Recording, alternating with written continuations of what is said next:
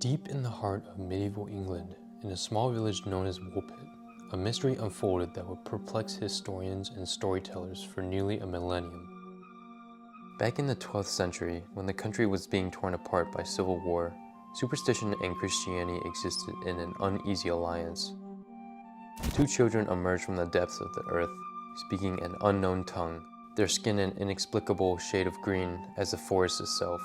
Their arrival would spark centuries of debate, theories, and speculation that continue to this day. Welcome to one of history's most perplexing tales, the Green Children of Woolpit story. The year was 1150, during the tumultuous period known as the Anarchy. England was torn by civil war as King Stephen and Empress Matilda fought for control of the throne. But in the small Suffolk village of Woolpit, the inhabitants were about to encounter something far stranger than the politics of royal succession. The village of Woolpit lies in the county of Suffolk, about 7 miles east of Bury St. Edmunds. During medieval times, it belonged to the Abbey of Bury St. Edmunds and was part of one of rural England's most densely populated areas. The village derived its name from the large pits dug around its perimeter, wolf pits, designed to trap the predators that once prowled the English countryside. It was beside one of these very pits, during the reign of King Stephen, that local reapers made a discovery that would cement the village's place in the annals of the unexplained. The exact date remains uncertain, though most sources place it around 1150, during the Anarchy period. It was harvest time when the villagers first spotted them. Near one of the deep pits used to trap wolves, the very pits that gave the village its name, two small figures emerged, seemingly from nowhere. Their appearance immediately caused a stir among the reapers, for these were no ordinary children. The children, a boy and a girl, bore skin of deep green hue. Their clothing was made of unfamiliar materials, unlike anything seen in the region before. But the color of their skin wasn't the only peculiarity. When the villagers attempted to communicate with the children, they responded in an entirely unknown language, their words incomprehensible to English ears. The children appeared confused, frightened, and completely lost in the seemingly alien world. A respected medieval chronicler, writing in the year 1189, according to his Historia Rerum Anglicarium, the villagers were going about their usual harvest duties when they discovered two children beside one of the wolf pits. What made the discovery extraordinary wasn't just that the children seemed to have appeared from nowhere, it was their appearance itself that caused such a profound shock among the witnesses. Even stranger was how they reacted to food. They refused everything they were offered. They looked starving, but still turned away from any normal food given to them. The children were taken to the home of Sir Richard de Calne, a local landowner whose manor was 6 miles north of Woolpit. He was to take care of them, but what happened next only deepened the mystery surrounding these unusual visitors.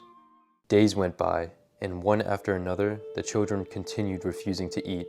They rejected every possible edible thing offered to them. With each passing day, they looked hungrier, to the point of nearly wasting away. But one day, they discovered raw broad beans growing in de Calne's garden, and for the first time, they ate, devouring the beans with desperate enthusiasm. But this was just the beginning of their strange tale. These little beings began to undergo some sort of transformation. As the children slowly adapted to their new environment and normal food, their green complexion gradually faded to a more natural hue. It began to lose its green coloration. However, tragedy would soon strike.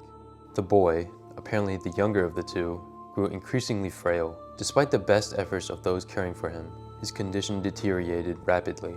The local priest, concerned for his soul, hastened to perform his baptism. Whether it was a strange food, the unfamiliar environment, or something far more mysterious, the boy's strength continued to fade until he finally succumbed to his illness. The girl, however, survived. Later, she began to be known as Agnes. The local dialect of medieval English gradually replaced her strange tongue, and with this new ability to communicate came a tale that would perplex chroniclers for centuries to come.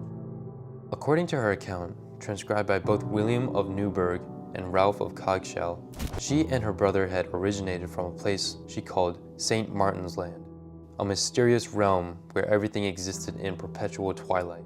It was a place, she claimed, where the sun never climbed high in the sky, instead hanging perpetually at the edge of the horizon, casting everything in an eternal twilight.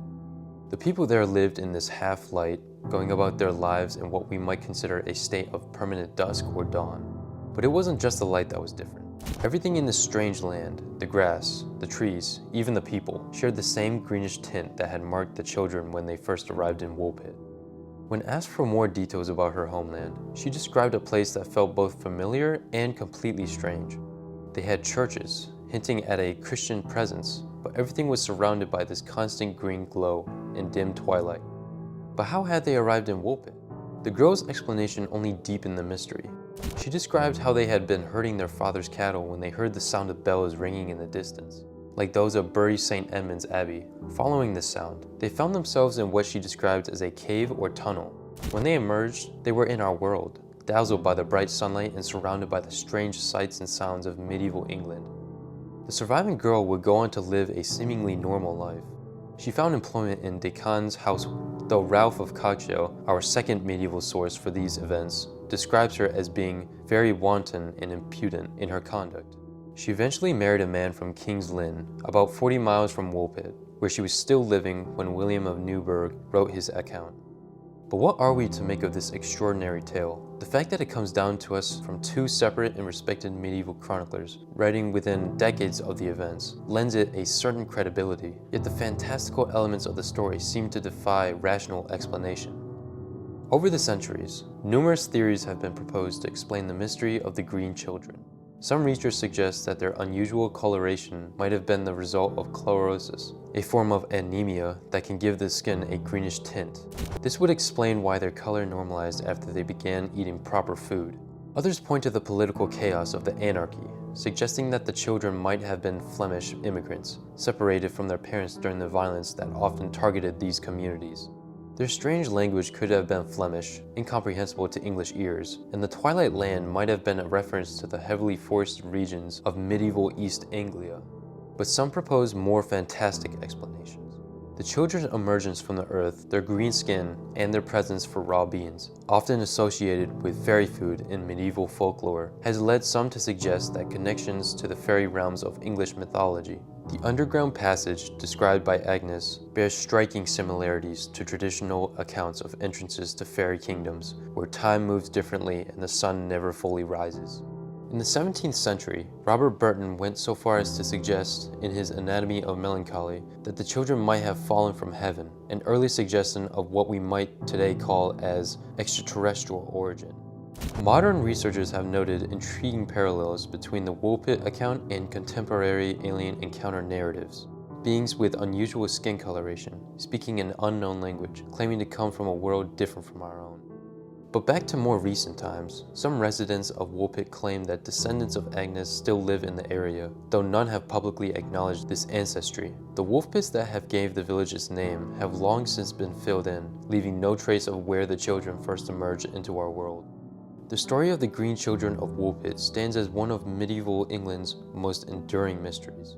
Were they victims of violence and persecution, their story transformed by time and retelling into something more fantastic? Were they visitors from some otherworldly realm, as some continue to believe? Or does the truth lie somewhere in between, in that shadowy territory where history meets legend?